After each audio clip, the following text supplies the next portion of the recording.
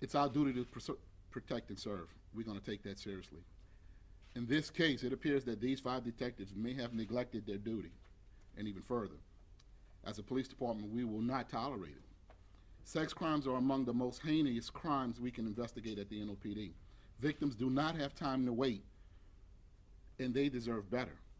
PIB collaborated with the OIG to provide all the requested documentation for review, and they immediately follow up on all of the cases involving child abuse allegations. All of the children involved in this alleged incident are safe at this time, and we've double-checked that to make sure that they're safe, and measures were put in place to ensure that they were either removed from the home, it was safe, or those people were put in touch with social services to provide that safety. Due to the nature of the investigations that they've handled, all 5 detectives have been transferred. 3 of the detectives were transferred prior to me being appointed as chief. So we launched the PIB investigation in a building and case. We're conducting a comprehensive review of all investigations handled by these detectives during their assignment in the Special Victims Section. If criminal or administrative violations are discovered, we will take immediate disciplinary action up to termination. I've also appointed a special task force to independently review each case. Any case found to have been not properly investigated will be assigned for a thorough investigation. We have a system in place to root out problems early and to make sure that this does not happen again. We've also replaced the leadership at all levels, starting with the Bureau Deputy Superintendent, the Division Commander. We added a Special Victims Section Commander at the rank of Lieutenant who's here with us today. We've implemented new standardized investigative checklists that require supervisor verification, and we're sending a minimum of 10 sexual assault kits a week for DNA testing to avoid a backlog. Our Special Victim Section Commander and supervisors are required to attend all District Attorney sex crimes charge conferences.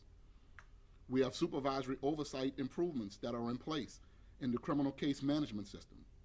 We develop sexual assault response team protocols that incorporate national best practices on police responses to sexual assaults.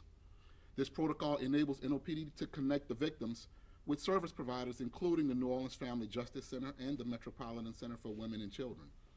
As you know, the department is undergoing a comprehensive reform as part of our federal consent decree.